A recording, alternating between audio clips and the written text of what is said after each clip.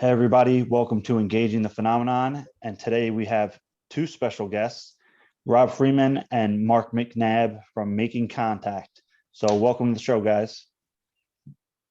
Thanks very much, James. Okay, so for people who are not familiar with you guys, what just in very briefly, who are you guys? Let's Well, start we're with you, Scott. Canadian. Rob.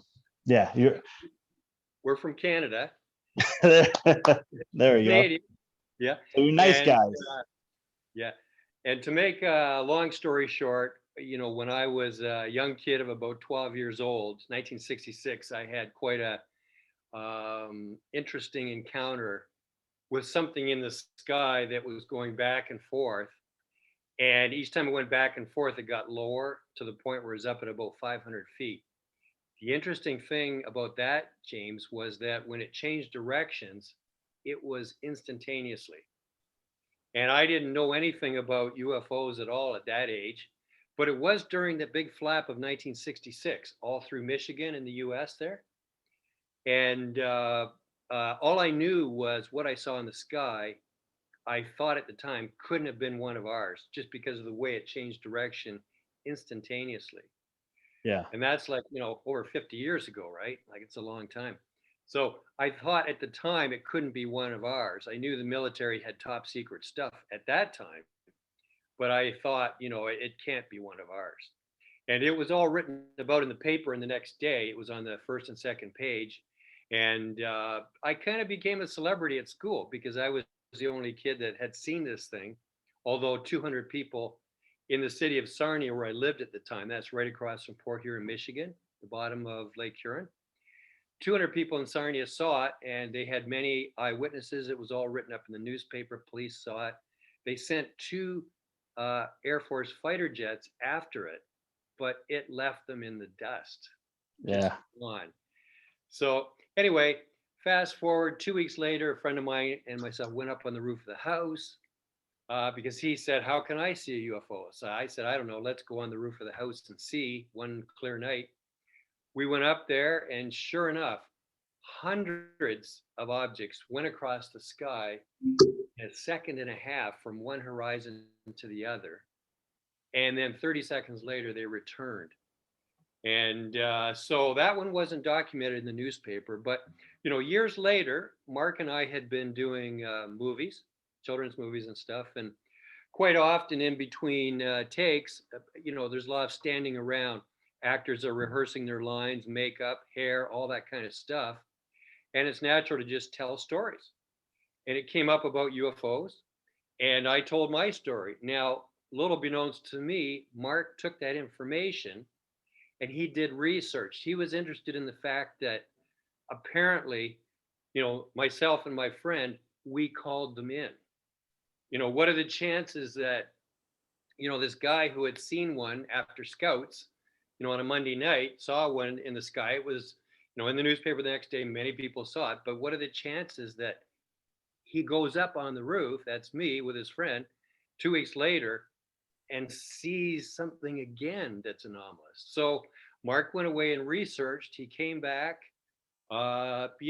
several months later, actually. He talked to people all around the world and he said, "Rob, we're going to go traveling around the world." And I said, "Why?" And he says, "Well, remember when you and your friend were on the roof of the house as young kids?" And he says, "I've talked to a lot of people and they all believe that you and your friend called them in." And he said, "We're going to go traveling around the world. We're going to document this. We're going to try to make contact." And of course, I asked him, "Who's going to pay for this?" And he said, "You are." But anyway, it's been fun. And Mark, maybe I'll let you pick up, or James, if you've got any more questions on where you want us to lead with this. Oh, sure. Let's go with Mark. So Mark, from your perspective, when you heard Rob's story, what was your introduction to UFOs at that point? Were you familiar with UFOs or contact or anything like that when you heard Rob's story? Tell you, James, like the biggest probably resonated with me the most with Rob was the idea of these 12, 13-year-old boys on the roof of a house, going up the antenna, little makeshift sky watching kit, compass and, radios, pad of paper. I found that very Spielbergian, like a Close Encounters of the Third Kind thing. And I was 9 years old when Close Encounters of the Third Kind came out. So I was taken by that. I was taken by the innocence, the childlike, the joy that Rob still has today. Like when he's out in the field and he's doing what he's doing, as you can see with that picture, he's, it's just still the same sense of wonderment and, captivated by those experiences. And I was taken by that, so it's always for me, I consider Rob and I a great team because, Rob goes right into the scientific side of it. And I love the research and the story. And when we get out there, we just sort of have a lot of fun with that, just kind of connecting to people and connecting to different spots in the world. We have been to, 14 countries over the last 6 years. And it's always about telling the story. We want to tell that story of that man who started as a boy and 55 years later now is still looking for answers or truths or, different things like that. So it's never changed for me as far as feeling that need to keep moving forward and see what else we can discover.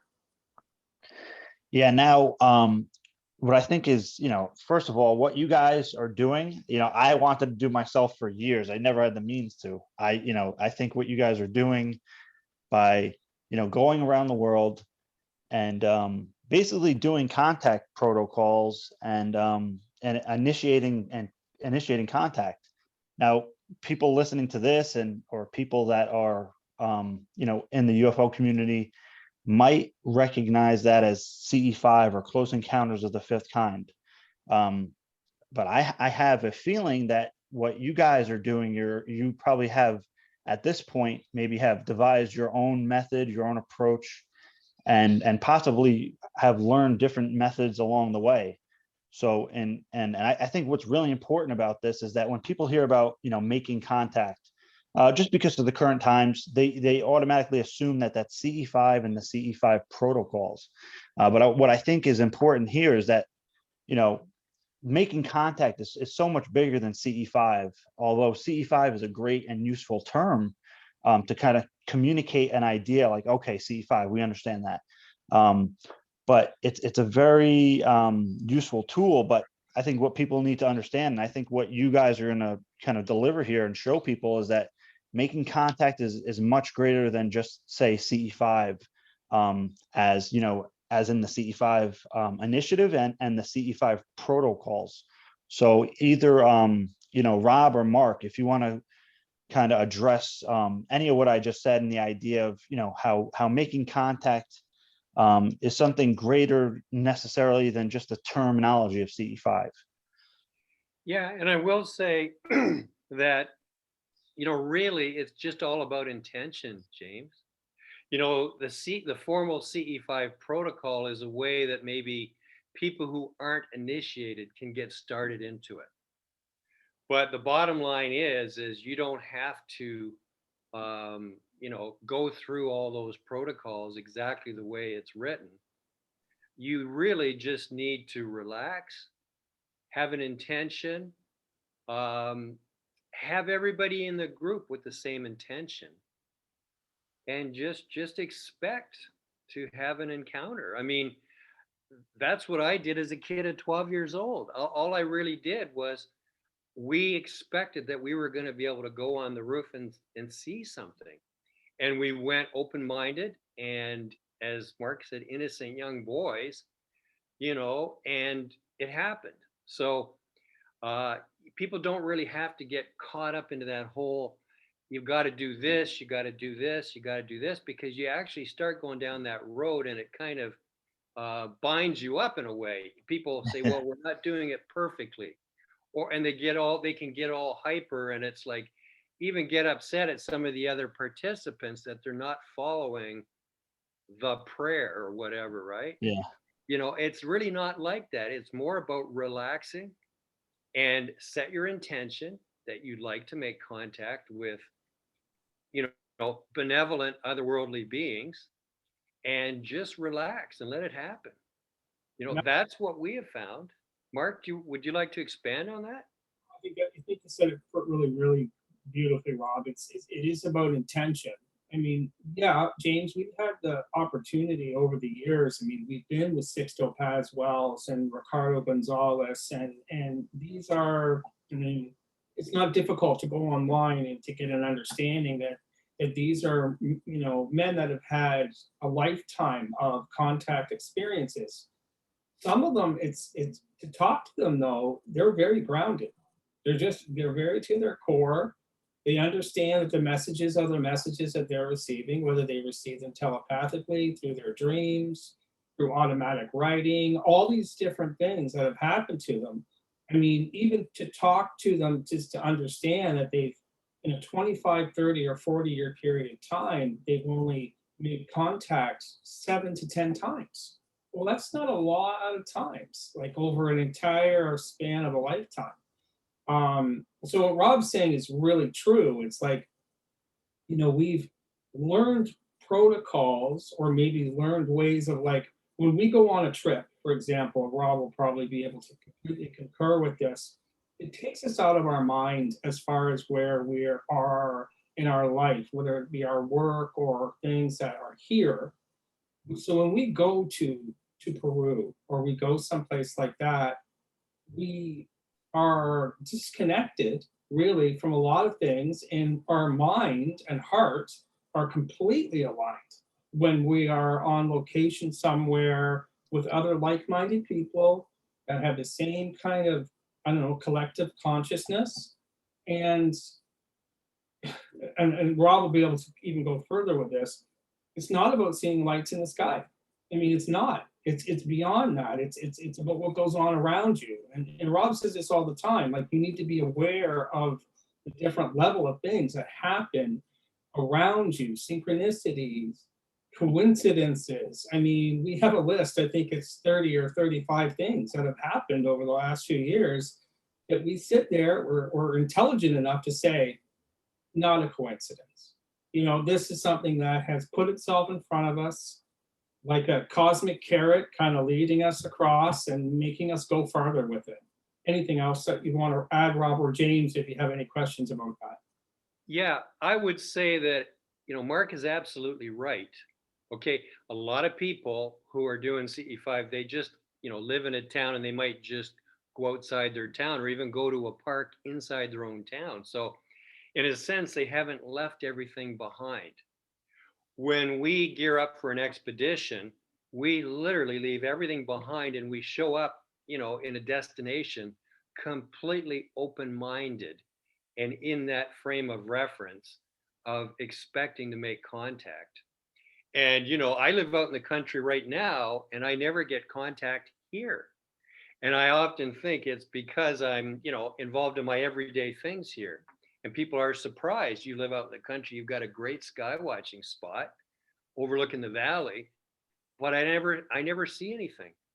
There seems to be something in the fact that when you go to a different location and you are far removed from all your everyday stuff, you've got an open mind, and things begin to happen. And Mark's absolutely right when we talk about, okay, things in the sky is kind of what gets you attracted to this phenomenon, but pay attention to what's happening around you. We've had so many things. I remember when things really just busted wide open when we went to Peru and met with Sixto Paz Wells. He told us all the different kinds of things that can happen. He said there's a lot more, but we only had 2 hours with him for the interview. We went to his house, and the next day we go to Playa Yaya. That's a beach about an hour south of Lima, Peru. It was unbelievable the amount of things happened. There was lights in the sky. There was Sixto described how he's had on several occasions an effect or phenomenon where people can see him but he cannot see the people, or vice versa. We had a situation happen where, when we were ready to go, we got stuck in the sand with the car. And we were watching a police car go by on the highway, maybe about 800 feet away from us, on a road that was parallel to the beach road that we were just off of. We flashed the lights and we were honking the horn, we were screaming, yelling. The police car didn't see us, but eventually he came down the road perpendicular to the beach road into the highway that joined onto the beach road. We were flashing the lights. James, he drove right by us as if we were invisible. We looked right at him and he was looking through us like that we had told us. Sixto had told us just the day before these kind of things can happen. We were honking the horn. Mark has this on video. Okay, we were honking the horn, flashing the lights, jumping up and down. He went within 10 feet of us and never saw us. Now, this is what I say, like, it's the things that happen around you. That very same night, it was a smaller setup than what you see in the photo there behind me. But we had been there during the day and we were getting some great shots, and it was time to change the one camera for the night vision camera. And I had undone the screw underneath that attaches the camera to the rack. Excuse me, I'm going to sneeze here. 1 second. It's a bright light right outside. Gesundheit. Oh, thank you. Pardon me. I've had my vaccination, by the way. It's not COVID. It's not going to get me through Zoom here. Anytime anybody sneezes, everybody looks, right? I know. It's so And then they 2021. run. But anyway, I had undone the screw, and that's, it's a 1/4-inch screw, and it's the screw you need to attach the camera to the rack. So I didn't want to lose it. I didn't have any extra ones. And I definitely wanted my night vision scope on the rack for night viewing. So I took it off, I had it in my left hand, and I put it in my pocket. And I put it in my pocket and I said to myself, now, will I even chance leaving it in my pocket? The pocket was deep, but I said to myself, I don't want to lose this screw. If I drop it, it's going to go in the sand and I'll never find it. The second I said to myself, I don't want to lose this screw, I couldn't feel it anymore. It's like, where did it go?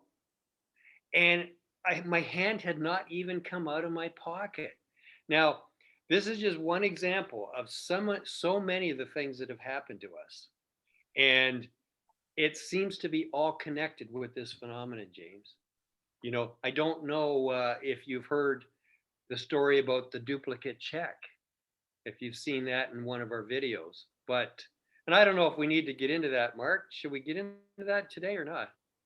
I mean, James, is there anything that you've said so far that you'd like to comment on? And then we can continue with that story because that's a good one. Sure. I'll let you go on with that, but I did want to say that one of the big things I think is the internal shift. Again, a lot of people might be attracted to CE5 or contact initially because they're curious, right? They're saying, number one, is the UFO phenomenon real? Are these other, entities in the universe? And number two, if there are, does this kind of thing work where you can actually invite an encounter? And, obviously, if somebody gives it a serious enough try, where with very, serious and sincere effort, they're going to have that experience. And when that occurs, it's a transformational experience. There's no going back at that point. When you've had one of those encounters where there's no question in your mind that you just had an interaction with some other form of intelligence. And that creates a huge internal shift. And I think that's one of the most powerful things about this kind of work. But yeah, Rob, if you want to go on about the check thing, go ahead. Sure. And before I forget, James, this is the second time we've done an interview, but you are welcome to come with us on any expedition. Oh man, I would love to. I would love to, Yeah, for yeah, sure. absolutely. You know, you would definitely enhance the experience. So you're welcome to that. Absolutely. Um, so real briefly, we were going to Australia. It was Mark, Liz, and myself, and Liz had written a check for her rent and left it in a book. She didn't tear it out of the checkbook, and she lives in Toronto, and she left it for her landlord, but she didn't actually give it to him. It was, we were going there. Was that 2017, Mark? 17. And it was March, I guess, and we were leaving in February, halfway through February. So she wrote her March 1st rent on the check and left it in the top dresser drawer of her in her apartment. And she had asked her ex, and they share two sons, and so with a key because sometimes she's at work, he has to be there when the boys get home, things like that. So they've got a good relationship that way. So she trusted him to go into her apartment after we were in Australia and tear out the check and take it down to the landlord. Okay, and he did just that on March 1st, and the landlord took the check. He wrote the apartment number on the bottom right hand corner, and he wrote it in his ledger. He took it to the bank, I think a week or two later. And while we're in Australia, Liz watched the check go through her account. The funds were paid. She paid her rent, and everything was great. She was happy. We get back from Australia, and I think we were turning around within a few days to go to Norway, just Mark and I. And Mark gets this phone call from Liz while we're in the boarding area, getting ready to go on the plane to Norway. And Liz is all worked up. And I mean, I could see Mark and Liz on the phone. I could see Mark and the look on his eyes. I was thinking, oh God, I hope there's not something wrong that he's going to have to leave the expedition here, because it was kind of sounding like that. But Mark, I'll let you tell the rest of the story from that point on. So I get the call from the airport, and this is like, I don't understand something that's just happened. And I said, is everything okay? And she's like, yeah, but the check for the rent, like, the March 1st rent. I said, yeah. She goes, well, the check is still in my checkbook. And I said, oh, I said, did something happen? It didn't get to the landlord. You just think that, right? That's your first go-to. And she's like, no, no, I see the scan. It's in my app. Like, I can see the scan of the check. I can see the front and the back, the wet stamp on the back. I see it all in the app. But she goes, the physical check has not left the checkbook. So I said, okay, that's really different. I said, I don't know. So of course, tell Rob, and we go through the whole process of, okay, go to the bank, and get them to print it out. Like, print out the actual scanning of the check. He does. She brings it back. So now we have the physical check, not ripped out, to compare to the scan that the bank did. Well, then when we come back from Norway, first thing we do, come over, we're with each other. Rob's putting it up on glass, we're putting the check beside it, and we're just examining it, like completely examining it. It's identical, James. Like, everything is there, like every little pressing of the pen, like just every dot, everything. We even took it to had a friend in forensics who looked it over and said, no, no, no, this check that's in the checkbook is identical to the check that's gone through a banking system. So we go to the bank where it was cashed and said to the person in the bank, would the landlord had to have physically walked in here and physically given you this check to physically have you put a wet stamp on the back of it? And she's like, yes, that's a wet stamp from the bank that he would have to have slid the check over, physical check, stamped it, put it through the system. But this check is identical. It never left the checkbook, or at least not in that timeline that we think. Yeah. Yeah. So that's And something like the A-port phenomenon well, almost. yes. And this is the whole thing. It's when we magnified the copies up to 8.5 by 11, as Mark said, we placed it on a window, put the other one over, identical. And our handwriting specialist says that you can never sign your name the same way twice. A human being can't do it. And if it was a second check somehow that was written, they would not be able to write all the words of the amount of money out and have them exactly spaced the same, above the line, below the line, dots, everything. A human being cannot do that. The checks were identical. So we've got two timelines, James. We've got the timeline where it was ripped out of the book, given to the landlord, the physical copy. And we've got a different timeline where it's still in the book. And, we were very careful because people said, oh, don't be so silly. Somebody's just done a photo deposit. Are you guys crazy? No, that's why it was proven it was a paper check, the paper check that was taken to the bank and the teller's wet stamp on the back and hand wrote the account number. Now, when you look at the check that's still in the book, it does not have her apartment number written on it because the landlord, when he got the check, he wrote the apartment number on it. So that was written on the check after it left the book, and it went, along that timeline, went all the way through the banking system, and the money was transferred. Yeah, the original check is still in the book. And Grant Cameron has written about this. He said this is one of the best proofs, he calls it a port, that exists, Yeah. in his new book that's coming out. So I guess why I'm telling you about this story, we have had so many other things similar to that and other things as a result of being connected to and exploring this phenomenon. And I know Mark will describe it as it's like a carrot, or it's like, well, the carrot that they dangle in front of the horse to get it to keep galloping, right? Yeah. And it's kind of like it's proof to us that we're right where we should be. We're doing exactly what we should be. These are little winks. They're little things that are thrown forward in your path in front of you to chase after. But it definitely tells us we're doing exactly what we should be doing. And we love it. In fact, if we don't have interesting things of what we call cool high strangeness happen, especially on these expeditions, then there's something wrong. But usually every expedition, we have a number of strange things happen, including, all the batteries going off at the same time, going out on all the equipment, Mark's cameras, all the iPhones, everything. Yeah. We've had strange, anomalous things happening with the cars we rent. We were on an expedition in Manitoba last summer with Grant Cameron and Desta Barnaby, Wendy Gallant, myself, and Mark.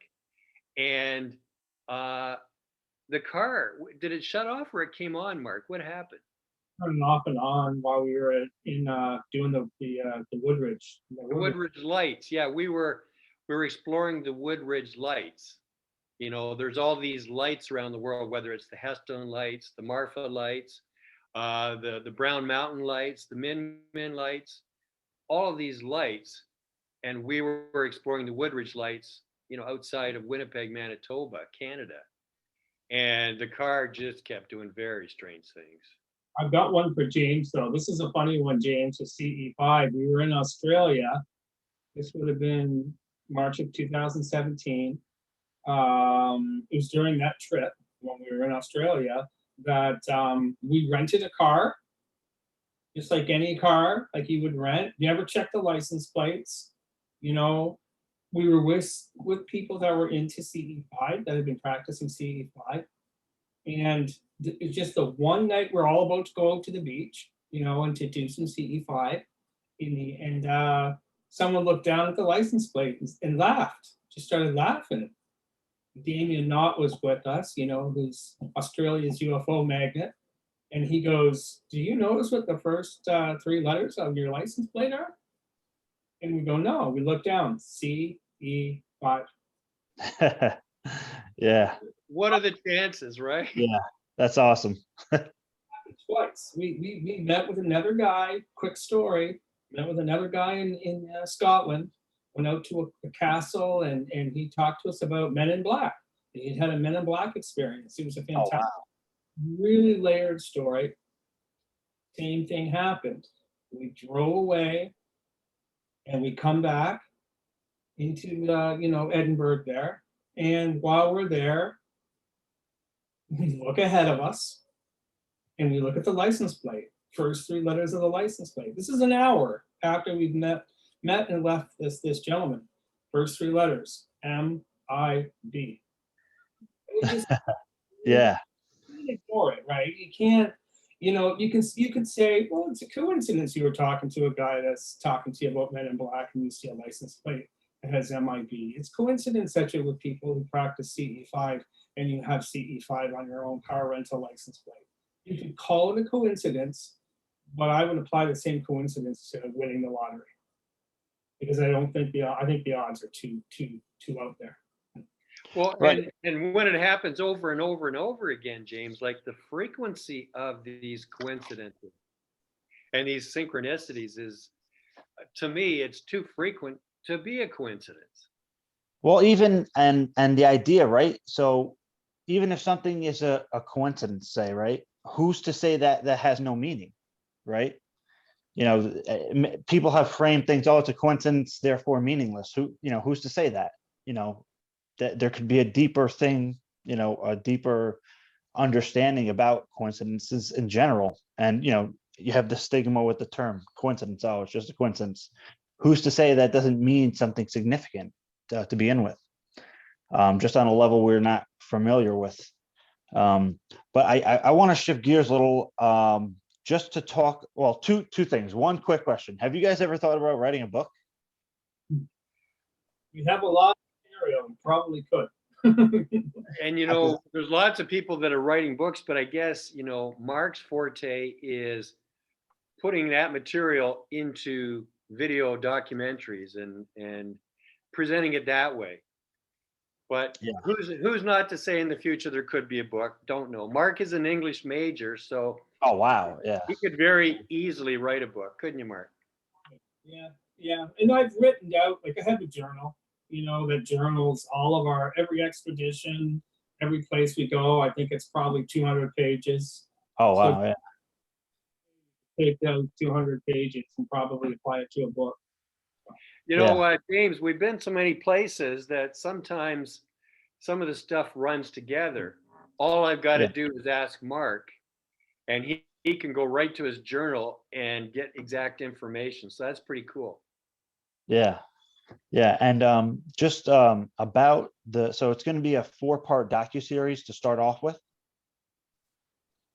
What we've got is Making Contact North America, Making Contact Europe, Making Contact Australia, and Making Contact Peru. That was our first 2 years. We actually did 8 countries in our first 2 years.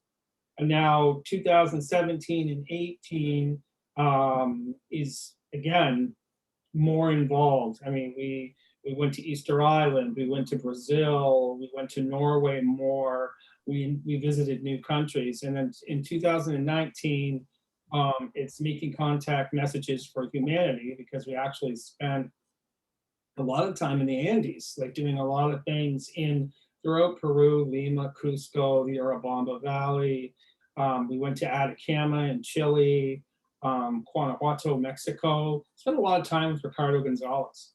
So we learned a lot of next level, as far as I'm concerned, and I think Rob feels the same way. Like, when you're with guys like that, humans that are so invested in it, it's like each volume of material that's coming out, it's like Making Contact Be Inspired was really just the genesis of this, the backstory. Like, if you want to know about Rob Freeman, UFO World Explorer, this is my pitch, James, sorry.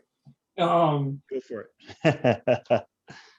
It's basically, it's a timeline, like you can try to drop in 2017 to 19, but you're denying yourself of knowing how everything evolved, like not just our thought processes and our consciousness processes, but even the equipment. We smile about the WMD, the weapon of mass detection, because it's evolved over the years. It's like every expedition, first year was 1 camera, 3 months later it's 2, 8 months later it's 3, so you're evolving the science, You know, the science behind all this is evolving as you're elevating your consciousness and your understandings and your learning, right? The whole time.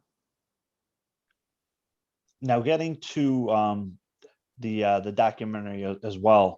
So the first part is going to be 4 parts, and is there anything that you guys, when you're creating the docu-series and you're going out and you're making the contact, was there like a theme that you were trying to communicate or that you want to communicate to the audience who's going to be seeing this? Absolutely, James. I'll weigh in on this, and then Rob can weigh in on it too. Like, this is for us. This is told from the point of view of the every person. You know, this is someone who doesn't know. Like, yes, Rob had experiences when he was young, and then 50 years that was dormant. You know, like that wasn't something that was a part of his life. So we're kind of looking at this for the next generation too. You know, I mean, this is something we could discuss briefly as well. I mean, with everything happening in June, I know that you're aware of, you know, the different pieces of information coming out through the Pentagon and, you know, all the disclosure, quote unquote, that's going on. You end up, and it's a very it's an interesting moment in time, because what you have is and I'll try not to be too broad about it, but camp fear and maybe camp love. You know, like you've got people that are going to fear it. They're going to really fear it, and it's going to be played up in that way. And I'd love your opinion on this, James, because what you've got is you've got people that are going to fear it, and we're on the other side. I mean, we have never experienced anything. I'm not saying it doesn't exist, but we have tried to create a perspective in the documentary when we're documenting it. We're not afraid. We're not scared of the experience. We're not scared of the people or anything. This is for that next. It's for the 10 or 12 or 15-year-old boy or girl who maybe has an experience and says, "I'm not alone. You know, I'm not alone. I can talk about what's going on in my life. I can tell these things." Rob could probably weigh in on the fact that when he, you know, it was very different for him in the 60s. He'll say, "I saw a UFO. I know I saw a UFO." And then at the time, and Rob, if you don't mind, maybe mentioning about the reaction that your mom had, but then how that changed as time went on. Yeah, so I remember I had just left Scouts. She had told me, when Scouts is over, it was at the church in Sarnia, just overlooking over the river to the States, St. Clair River that comes out of Lake Huron.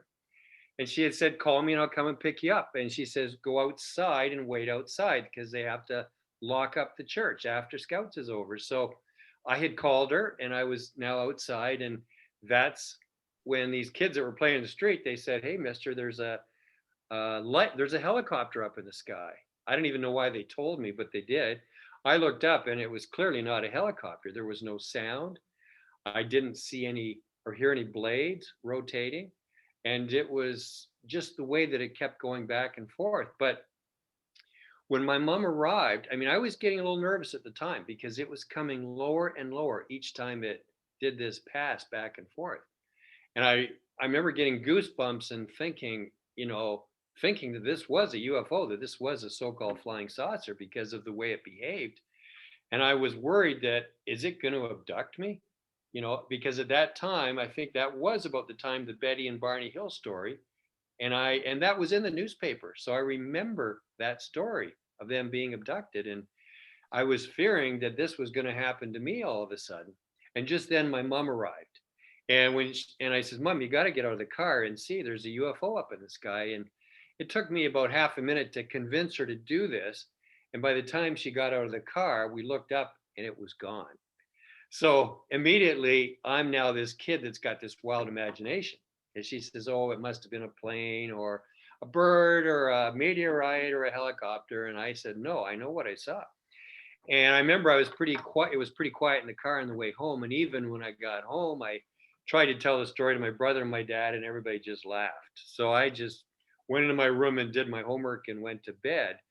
It was the next day when I got home from school that my mom was all excited and she had the newspaper open. She says, "Rob, what you saw last night is all over the newspaper. It's the buzz of the town.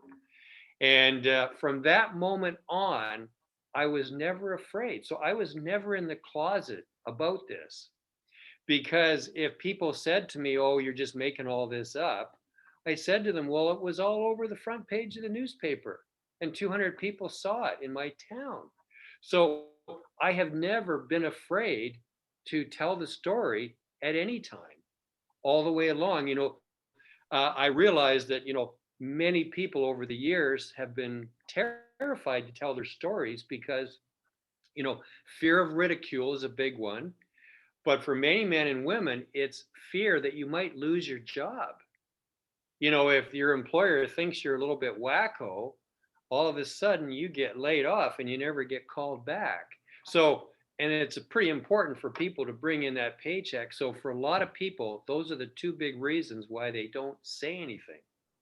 So, never for once have, or any time have I ever worried about talking about this, even when we were on the movie set and people asked, "Has anybody got a UFO story?" I was the first guy to tell the story because, I was validated in the newspaper, and I was, the one kid at our school who had seen what was all over the newspaper.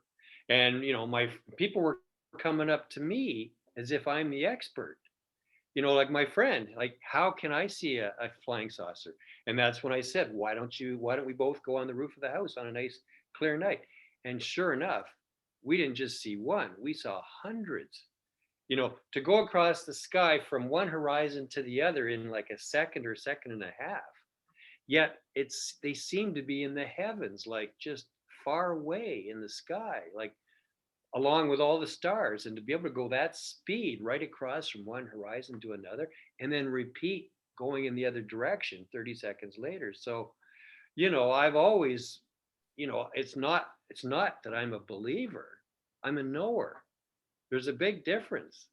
If you believe something, you're kind of stepping out on faith. You don't really know whether it's true or not, but you have to believe, right?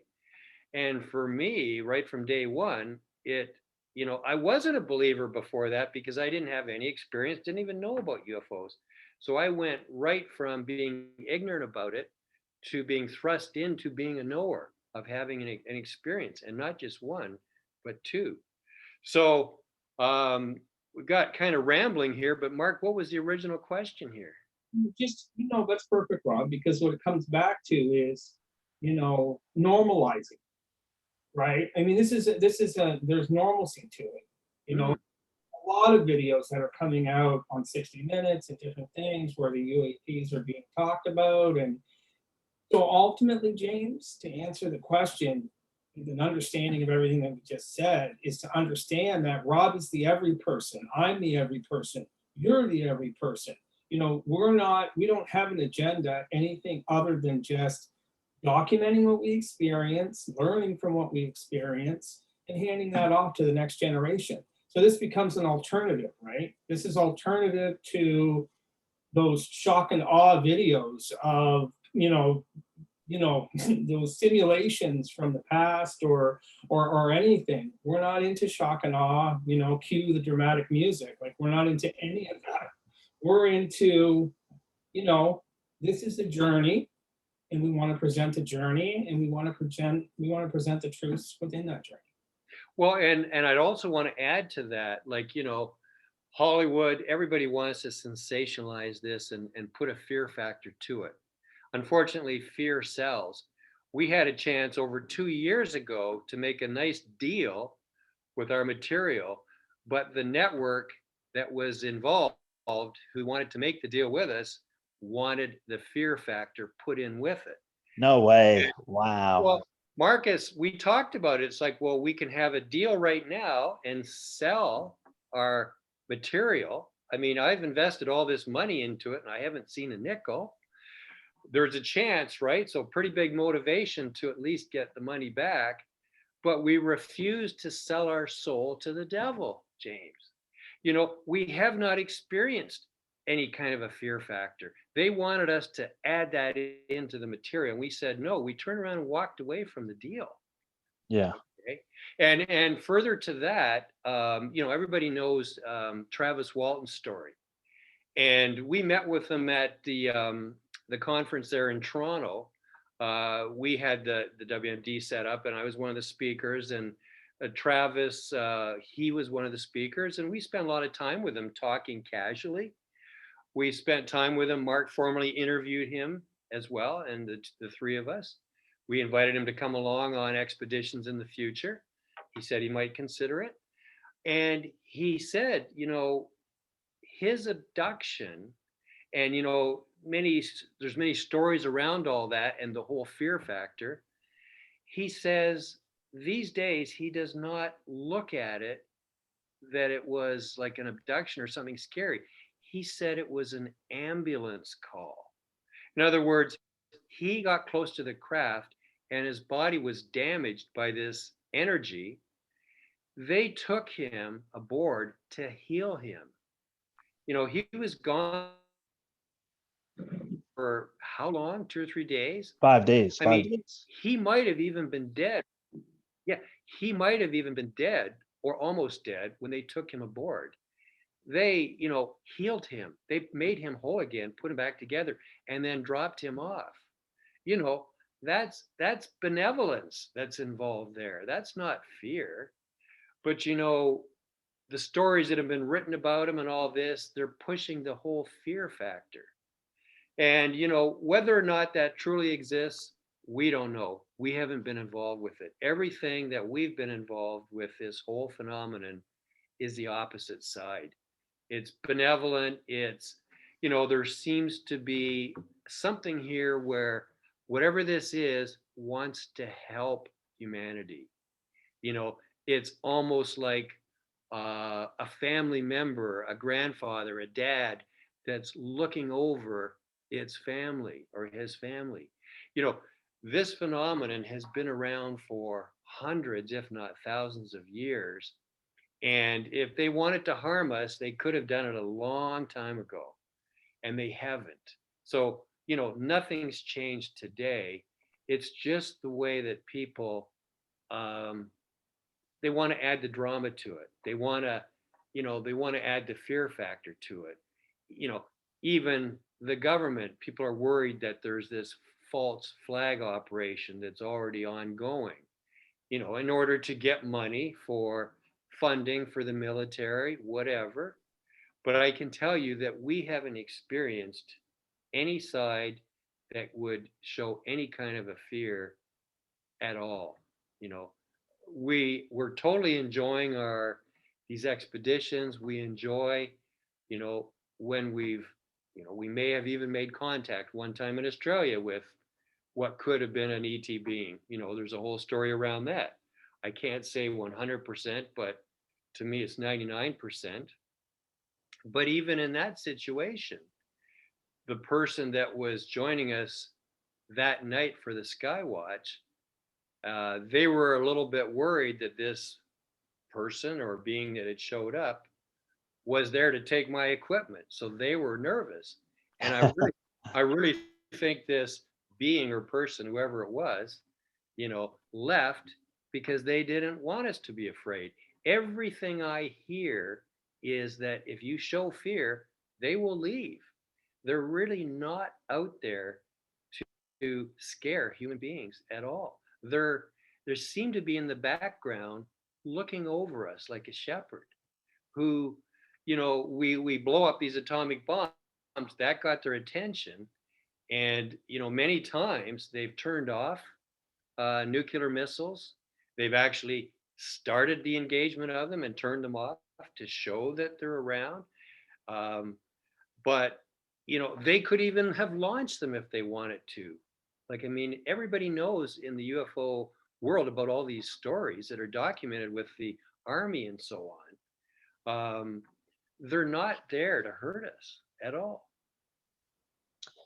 Yeah, and I think there's something to be said about when you're going out with a intention to have a positive contact experience. That's what you generally get. I've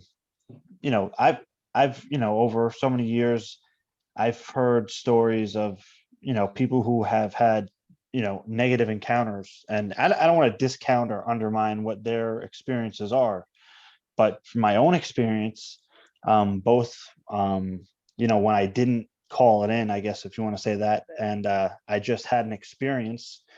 Although at first it could be a little jarring because you're trying to figure out what's going on, but overall, I would consider it life enhancing and positive.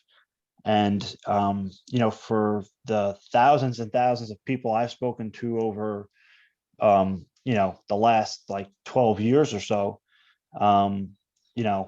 they when you're going out with the intention for positive contact, that's generally what you receive. So there's definitely something to be said about that. I don't understand the idea of people having negative experiences, and I don't want to discount that, just over the years. So that's something, I'm trying to understand myself as well. And that's a very deep subject, and it's something has to be explored, openly and objectively. But getting to your guys, journeys out there and making contact, from everything you've learned, you kind of rehashed on it a little bit before, but if you were going to tell somebody who's asking, hey, I just want to go out and make contact, what would you advise them to do for the highest chance of success? Well, I would say get with other like-minded people. Don't go out by yourself. Get with another person only for the fact that when you have something special occur, it's somebody you now have a memory with that you can talk about it in the future. For that reason, and also it helps to keep you sane.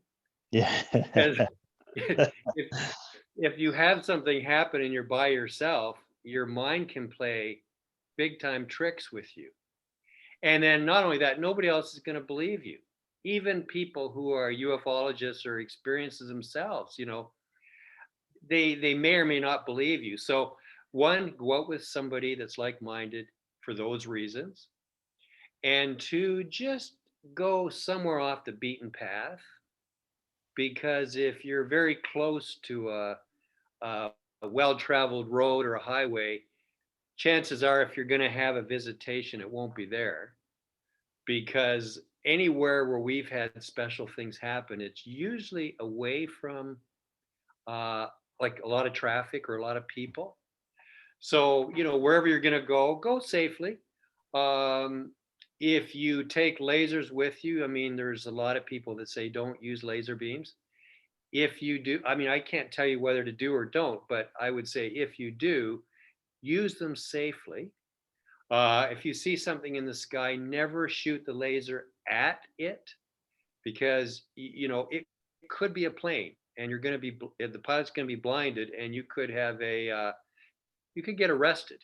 They have ways of triangulating back to where the laser came from, and you could have the police showing up, within the hour and get arrested. So if you're out there and you see things in the sky and you're pointing your laser, draw big circles around it, and never touch any object with the laser. We were in Mexico at an expedition, and when we were flying home, the plane had lifted off, and we were up maybe about 4,000 or 5,000 feet. And I happened to be looking down at the city below us just for fun. And all of a sudden, I got blinded by a laser flash. No way. Wow. Absolutely. So I have firsthand information what it feels like. Now, Oh, I can God. tell you that when it happened, I knew instantly what it was. So I closed my eyes. Okay. I had enough good sense to close my eyes. You can suffer severe damage if you take a laser flash right to the eye. Okay. Yeah. There's a lot of power there. So now a laser beam, as it goes up, it does spread out slowly. So it gets weaker and weaker. But, we were only 5,000 feet up. I can tell you what it felt like was, first of all, it was painful. Second of all, it was like every part of your field of vision was light. Okay. And it was like shimmering and it was bright and it was, well, it was dangerous. So I can't imagine being the pilots in our plane, what they experienced. They're trying to navigate the plane. So bottom line is, if you do use a laser, use it in a controlled way. Do not shine it right at objects. I mean, people are all the time flashing them right at objects. How do Yeah. you know it's not a plane? How do you know it's not a plane so far away that you can't see its nav lights? Yeah. So be careful about that. If you want to use it to bring attention to your partner or whoever else is in the group, that's fine, but don't be touching lights with it in the sky, Yeah. And even if it was an extraterrestrial intelligence or an interdimensional, why would you want to, why would you want to, put them through that? Well, Don't that's do that to right. them either. I mean, if there are beings in that craft and they have eyes, that's kind of a hostile act. And do you think that they're going to cooperate and come down and make contact with you after what you just did? So be kind to them, you know. Yeah. And a lot of people say don't call them aliens, call them ETs, you know. Calling them alien is, it's kind of derogatory, That's a matter of opinion. ET is more friendly. So, and I would say for people going out, just set your intention that you want to make contact, that you want to only make contact with benevolent beings. The idea is to remain safe here. And some people even imagine that they're covered in white light as a protection. I think that's something just for your own self, your own being. Yeah. Yeah. Um, really, that's what you do. And just, get yourself knowledgeable also. We have gone through quite an evolution, Mark and myself, over what different things in the sky are. Okay, now, one of the big things that people confuse, James, are these rotating rocket bodies. Okay, and you'll hear many people saying about power ups. Okay, Yeah. now we've been all over the world. I've got, 9 or 10 cameras on there recording all night long. I've got thousands of hours of video of the same things over and over and over again. I've done research, and I can tell you that while it's pretty exciting to see a light all of a sudden come on and then go out, and then 5 seconds later it's moved over and it does the same thing, 99%, not 100, 99%, it's a rotating piece of space junk, a rocket body. There's apps out there which detail thousands of pieces of junk. And what happens is, especially, within the 2 or 3 hours after sunset, these rocket bodies are all still up there from when they launched these satellites. They're slowly turning. And what happens is it just comes just comes into view where it's now acting as a mirror. Pardon me. It's acting as a mirror, and the sun is still visible at that altitude. It's already dark on the Earth, but the sun is still visible up there, and this rocket body is slowly turning, and a shiny side reflects back the light. Okay, so there's a power up. So it comes on, and as it continues to turn, it doesn't then reflect the light on the other side, so it goes out. Here's how you can tell. Videotape it, and then when you play it back, see how many frames are between each flash. Now, if it's exactly the same number, chances are it's one of these rocket bodies rotating. Okay, so that's the biggest one, that is the biggest fooler out there. It fools everybody, especially people that are getting into the observation arena, and they're new and they're convinced that they just saw an ET. So I would suggest that people read up on all this stuff. They document with their cameras and they use some logic. Now, people will say, well, can these ET copy? Can they copy anything that's naturally up there? Well, yes, they could. So that's kind of like the 1%. That's the little asterisk in the corner that says, well, are you 100% sure it's a rocket body? Well, yes, if it's in the app, and I hold my app up and it's in the exact same spot at the exact same time. But here's the caveat to that one also. Not all space junk is in the app. Right. Okay. Plus, on these satellite apps, not all satellites are in every app. Yep. Okay, we've got 4 or 5 different apps, and I'll open them all, and it may not even be in any one of them. It could be a military satellite. Yes. Yeah. Okay, so I guess we've gotten to the point where we've got to be convinced. I mean, I want to make contact with an ET just as much as the next guy, but I don't want to get duped either. Yeah. It's pretty embarrassing, especially when we first start it and we post stuff online, and the more experienced people debunk it all and shoot you right down. It's pretty embarrassing. So we've gotten to the point where we try to debunk everything we see. And we've only got a few handfuls of actual stuff that, the experts, people at MUFON, people at other places have put a big question mark to it and says, well, it's nothing that we can explain. The truth is 95%, and that figure could be a little higher or a little lower, but 95% of what people report is explainable, either natural phenomenon or man-made stuff that's been put up there. But we're okay with that. We're trying to zero in on that 5%. And we've had glimpses of the 5% now and again. It's pretty cool when it happens. Yeah. Yeah. And I think that's something, if you're somebody who's serious about this, it's like it's something you just got to learn. You just got to go out there, look, do the work, look at the sky and try to figure out, be honest, self-honest to what you're looking at.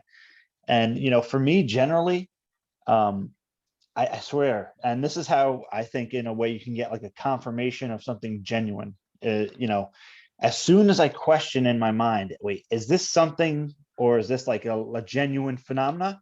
It will usually do something where, okay, you're like, okay, it responds to you, and it will let you know that it is truly the phenomenon, another intelligence, because it's not there to waste your time or to make you guess. It's generally going to let you know. So for me, a lot of times, as the second the question enters my mind, and it is something genuine, it will usually demonstrate undoubtedly, like, stop and then change direction, something along those lines. Where like, okay, I get I get the point.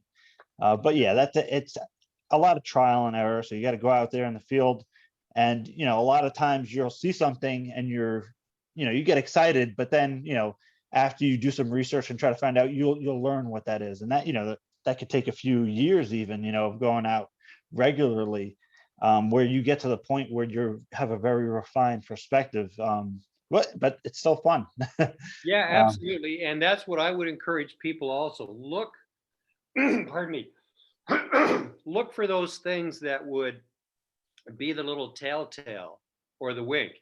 In other words, we all know satellites, little lights that go across the sky, but those are going at a continuous speed. Now, if it stops and goes in a different direction, aha, Yeah. that's not a satellite. Satellites are going at a constant speed in orbit, so that would make you very suspicious.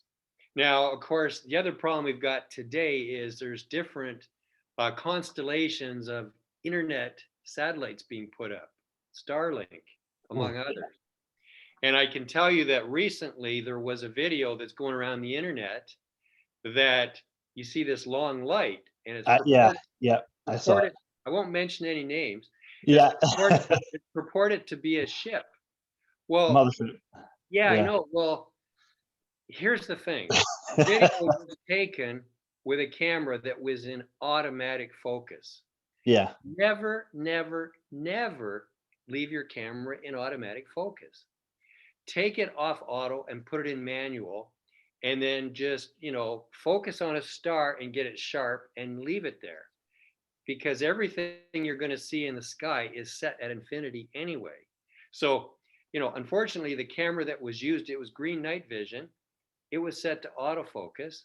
And what happened is when it was first turned on, it tried to focus, and it did. If you actually download that video using keepvid.com or savefrom.net, one of those, you can take the video off YouTube and scroll through one frame at a time, James, you'll see in the first 2 or 3 frames, very beginning, you'll see it fairly sharp. The whole rest of the video, it's blurry. So all of it runs together as one long line. Yeah. Okay. Okay. And not only that, night vision tends to make everything look brighter than it is, and it makes something look bigger if you use night vision cameras. Okay. Oh yeah. Oh So yeah. it makes it into one line, but the telltale is those first 2 or 3 frames of the video where most people have only just hit play and they don't even see it. Okay. But if you download the video and you scroll through frame by frame in those first 2 or 3, you're going to see all the satellites all in a row. Yeah. Now, what happens is when Elon Musk sends the rocket up with all the satellite payload, they release them all together. So they're all in a row, one next to the other. And then over time, they will expand. And you will see like a sky train where it's a whole long line going across the sky. Now, that too has been confused as, you know, a whole bunch of ET ships, but it's likely Starlink or one of the other satellite companies that are putting satellites up right now for the internet. And over time, they do expand and they do spread out. So, you know, it's only with reading and doing some research. The point I'm making is when you first get into this, it's kind of like when you buy a white Toyota and all of a sudden you notice all of a sudden everybody's driving a white Toyota. Yeah. Now, Yeah. nothing has changed. Yeah. Nothing has changed, but your perception is, oh my God, I've never noticed how many white Toyotas there are. Has there been a sale on or something? Like what's going on? Yeah. So that phenomenon also happens in the UFO field. When you get into sky watching, the very first thing you do is anything that's out of the ordinary that you see, you pronounce it to being an ET. Everybody does it. Yeah. But over time, you realize, look, nothing's changed here. I'm the same person. Is this maybe an effect just because I'm looking that I perceive everything to be an ET ship? So what you've got to do, what we found is we went the opposite way. Because we got embarrassed more than once, we really started getting diligent and did our research on every single so-called sighting we got. We took it to experts, we took it to MUFON, and we got told, you know, we took it dressing down. You know We what, got Rob, not to interrupt you, but that I think, I've wanted to do this for a while, but you're somebody with the means to do it in a professional manner, like an episode or, part of the docu-series or even just for your YouTube channel of maybe a half an hour to an hour and a half, just going all over these misidentifications and how to spot them. I think that would be an excellent education tool because, that is something, that's timeless, and, you can save somebody like me or you who's been out for thousands of hours under the night sky and have seen all this stuff and save some people a lot of time.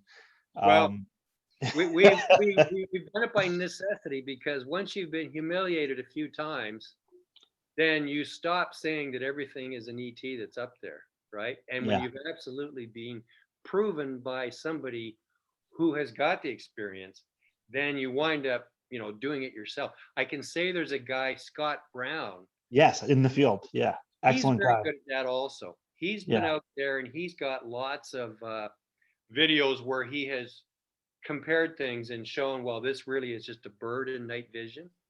Yeah. It's not a triangular craft. Yeah. Yeah. It's a bird. And, I've got video of the very same things. In some ways it's disappointing, James. No, you know what? I at first I think it is, but then I think it enriches your experience because when you know something is an unknown, Yeah. Because you've really come to that point where like you have got it down refined to a really fine point where if something does come along that you can't explain even after trying to look through every option, you're like, okay, it looks like we got something here. Yeah. The tough part is when you get into discussions with fairly new people, Yes, and yes, they will fight you to the death yeah, that you're just yeah, trying to throw cold water on their experience. yeah, And it's really not so. Like I don't want to be duped. We've yeah, all been duped on various things, and it's not a good feeling. yeah. It's kind of like the saying, and it's kind of the saying that Mark Twain says. It's very easy to fool people, and that goes for almost anything. It's very easy to fool people, but almost impossible to convince them that they have been fooled. That's one of my favorite quotes by Mark Twain. Yeah, excellent quote. And you know what? The importance in that, and this is something I created the first CE5 social media back in like 2009, 2010, and I've interacted with thousands of people. So this is something I see on a daily basis, and I deal with and engage. And I found, the best approach you can do is, let them know, listen, it's okay. Everybody's going to make these mistakes. It's fine. Um, there's no shame in that. People get excited when they first see something. But when you see something like that, or when I do, I think the best thing you can do is make it a constructive experience. So even if somebody makes a post, which 99% of CE5 videos are misidentifications, and I'll state that, kindly, that it's fine. This is a learning tool and a teaching experience for everybody. So take a look at this, and you explain why it is such, politely, and people generally seem to learn from it if you present it in the right way. Not everybody, of course. Like you said, there's some people that will not let it go, and they'll keep posting those same videos week after week of birds and satellites. And the best you can do is, at least for others watching the conversation, you explain very politely and kindly, in an educational way, why it is such and such, and what to look for a genuine anomalous phenomena. Sure. But that's why I think we need like a professional grade production, or some, a high quality teaching tool, to kind of dispel that kind of stuff, where people can be referenced and say, hey, take a look at this. It'll save you a lot of time, and it maybe not so much excitement, but it'll, I hope, to contribute a little bit on my channel with some videos like that over time. But it's going to be a YouTube video, not a docu-series or anything. Sure. And I'll But also say, James, I don't want to belabor the whole point of misidentification. I'll just mention one more that is very, very common: orbs yeah, and lens flares. oh my God, yes, Yeah. every Orbs. day, every day. Okay. So there's a standard way to tell if your so-called orb is a lens flare. It's very easy. If you've got a picture and it typically with the smartphones, it comes out as blue, Yeah, right? Comes up as blue. So it's like, man, I've got an orb. Wow, everybody take a look at this, right? And I've had a lot of people send me this stuff, and I've had to kind of disappoint them gently, right? yeah, How you can tell this is 100% is look where your orb is, and do not crop your photo. Take your original photo and look where the orb is. Okay. Now, look where a bright source of light is. Could be the sun, could be a street light, could be a house light, could be somebody in a group that shone their flashlight over to you. But anyway, take your finger and put it where the orb is. Take your other finger and put where the bright light source is. Draw a line across the frame. If that line goes through the middle of the frame, and if the orb is the same distance away from the middle on that side as your light source is on the other side, they're exactly the same distance and on the same line going through the middle of the frame, it's a lens flare. End of story. yeah, yeah, yeah, That's it right there. yeah. And it happens often. Again, a lot of times it's new people, and best thing we can do is kindly educate them. Hopefully they take the message, but a lot of the times people watching on the conversation will. So that's a positive. But I did want to talk about some of your contact experiences out in the field, more bigger picture, right? Both you and Mark. So you started out, you had contact pretty early on, but then now you're on this entire journey. Do you have any kind of like takeaways from the contact, something that really sticks with you or stands out to you regarding the contact? Well, I can relate one story of what we believe was a being. I can relate that story to start with. I know, Mark is more a philosophical guy than I am, Yeah, and I know he'll have some broader view information to share maybe after I tell my story. sure. He's a guy that stands back and sees patterns, and like I say, he's an English major and he knows how to put things together. Right? Yeah, I never did very well in English in school. Well, I was more the science guy. I got like yeah, 93% in physics and science and all that kind of stuff, right? But we were in Australia. It was that same trip. Um, Marcus and Liz had been out during the day getting B-roll. We were out in the middle of Australia at what's the name of that rock? Uluru, Mark? Uluru, and it's also called Alice's Rock. He was out during the day getting B-roll footage with Liz, filming some of the other rock formations and a lot of that. It was pretty hot. They were pretty tired. So when it was time to go sky watching with the WMD, Marcus and Liz bowed out. They say, "You and Lauren go out." I was out there with Lauren Firth. Lauren, is it Kurth or Firth? Perth. Yeah, Lauren Kurth. She's a sky watcher, and oh yeah, I know her. yep, in Australia. And so the two of us went out. Marcus and Liz stayed back, and we had all the equipment set up. And we had gone about 30 minutes from this resort. Now we're in the middle of the desert. The road goes straight for hundreds of miles.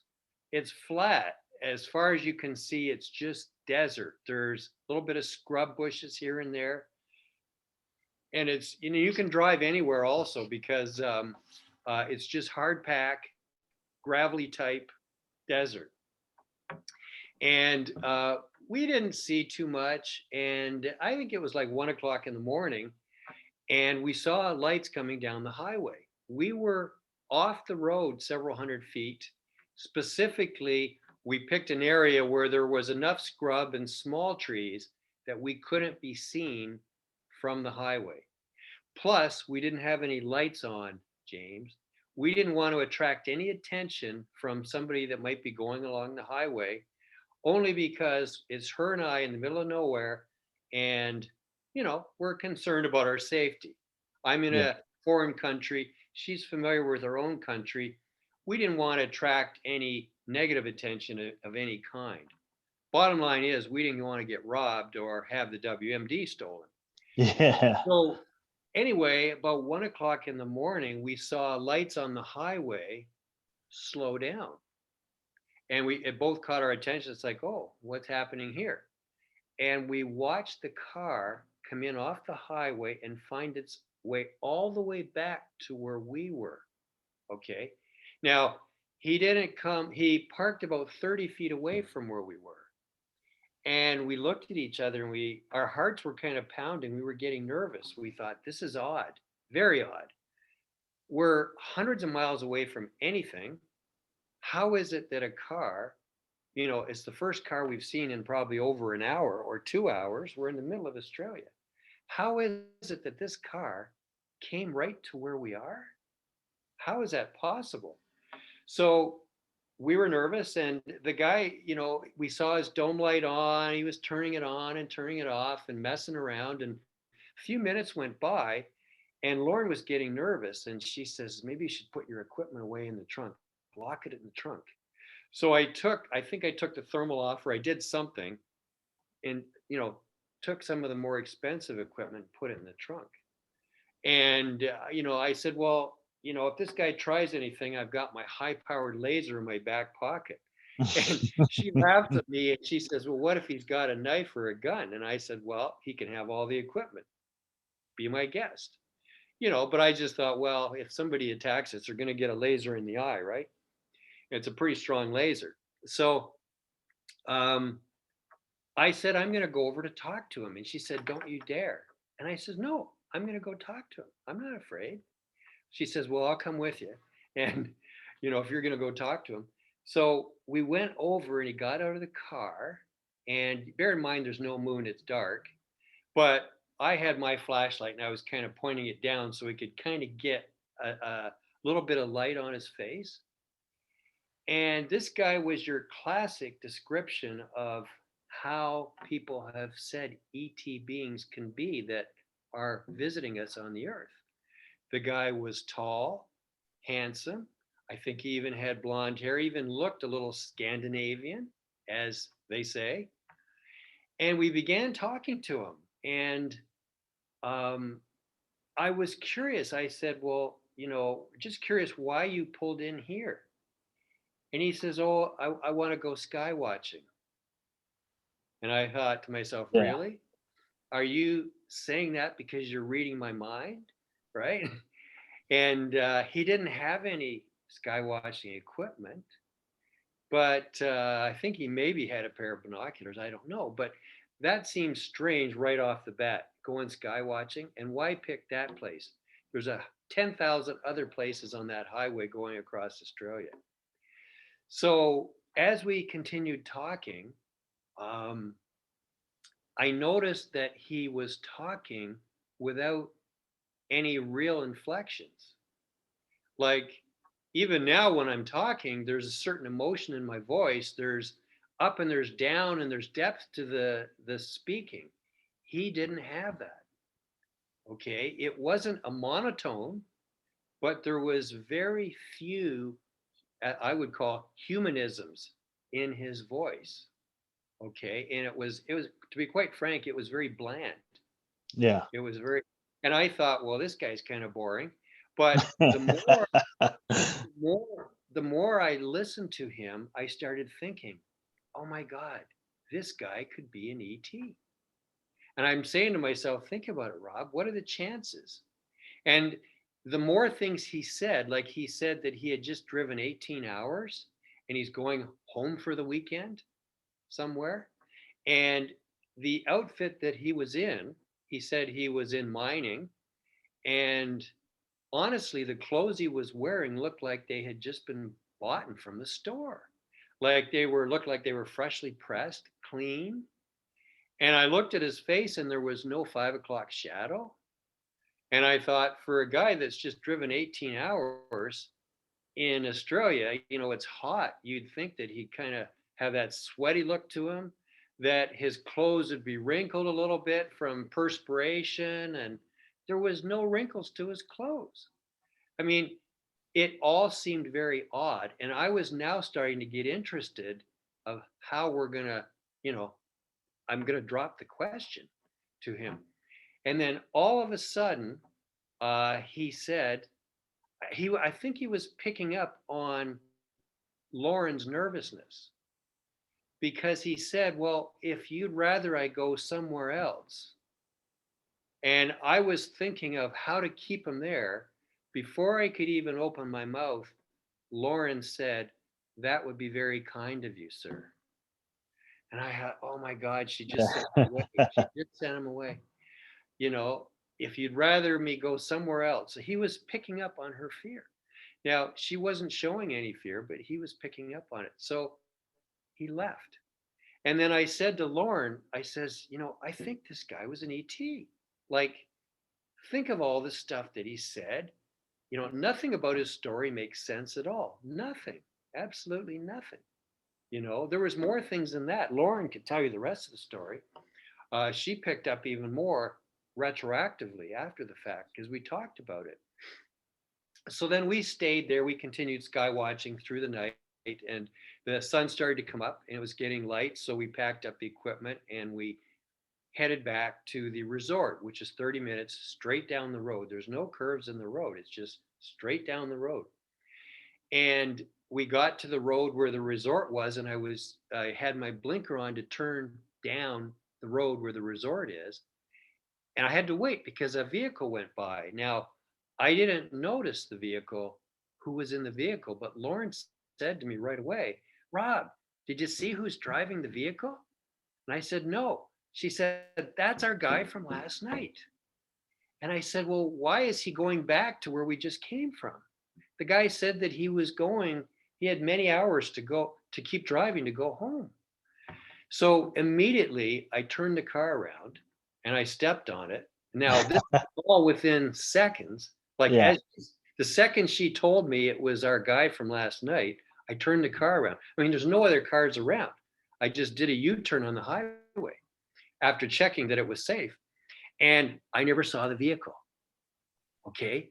This is the strange part, James, is she saw the car go by. I saw the car go by, but I didn't see the guy driving. She saw the guy driving. I turned the car around, and in the seconds, I would say the what, 4 seconds or 5 seconds it took to turn the car around, there was no car to be seen. Now, it's straight, and you could literally see 20 miles down the road. Okay. I stepped on the gas, and I won't say what speed I was going, but we made it there in 15 minutes, right? It normally was 30 minutes away, but we made it back to the spot where we were in 15 minutes, and we never passed a car the entire time. So once again, was this an ET guy? I can't say 100%, but for us, 99% it was. Now, so there was that confirmation, or maybe a confirmation. You know, I never did see the car. She saw it. I didn't see it.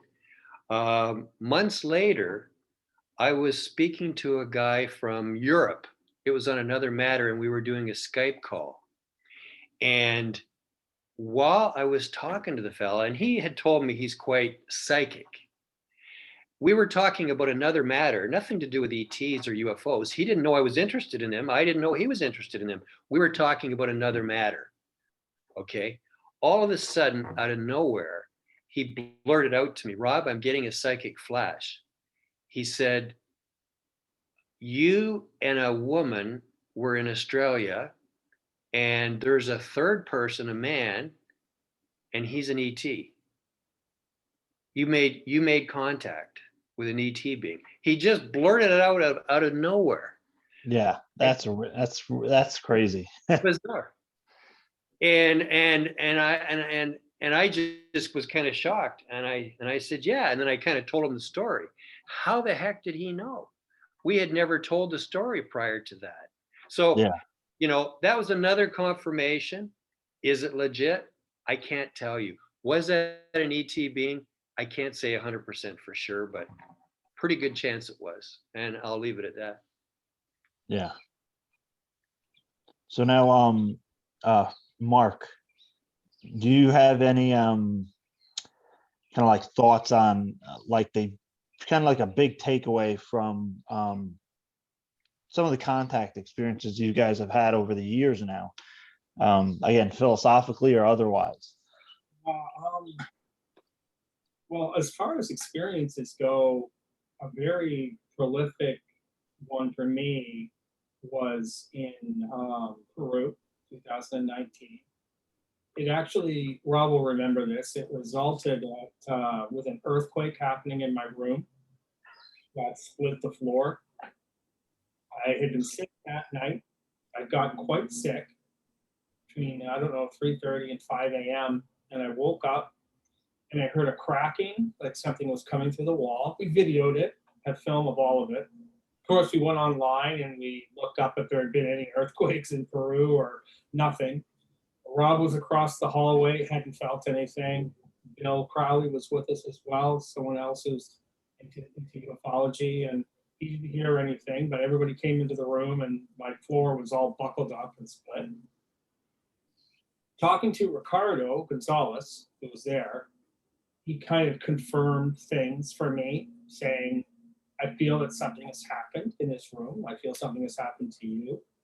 You know, we went out to the Chilca Desert that night and had all kinds of, that whole trip was filled with many anomalous activities, like many different things, cars breaking down, batteries draining. all leading up to going to Markawasi, the Stone Forest. Of course, everyone was joking the entire time, calling it Marcus Wasi, and it was a lot of fun.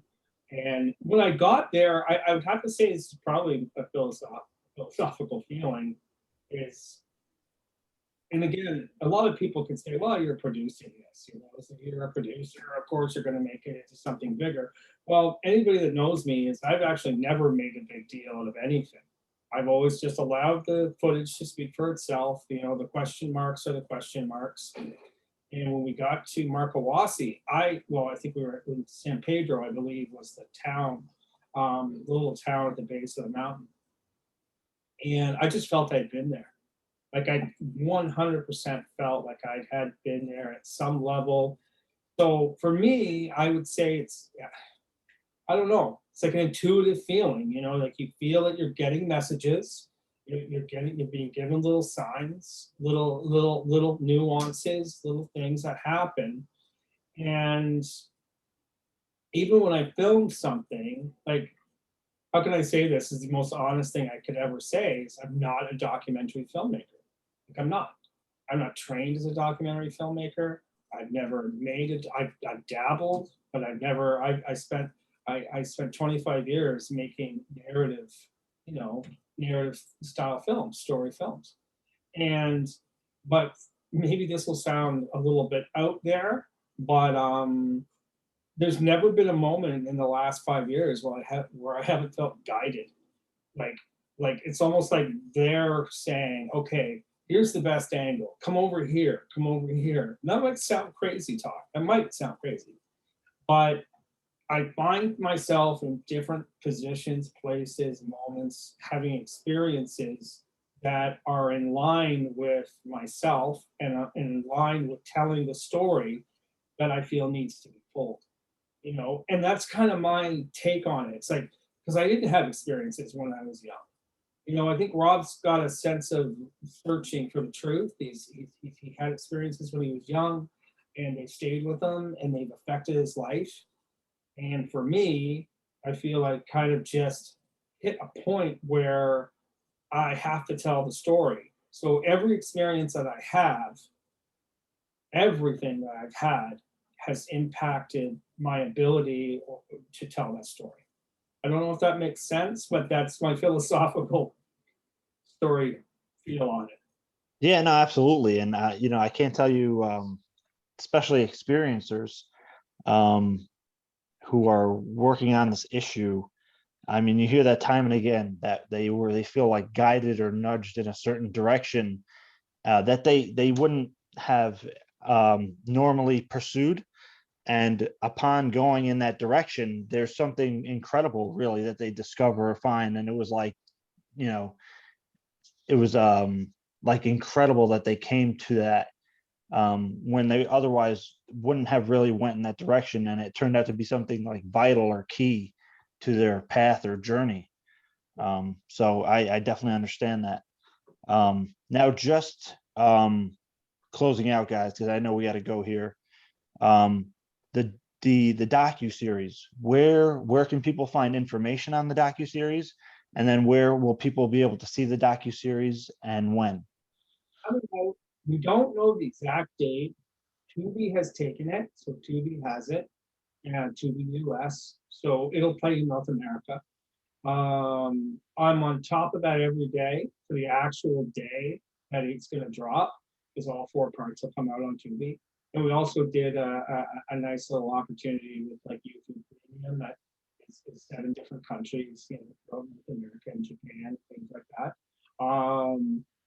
Best way to get information will be to go to our Facebook page, because we'll definitely drop the information there. Definitely drop the information on the UFO World Explorer channel. We were just told summer of 2021, you know, which is kind of starting right now, June 3rd, but should know relatively soon, James, and we'll let you know if you are cool with, you know, maybe putting something in the description down the road or something so that people will know. And we're excited for that.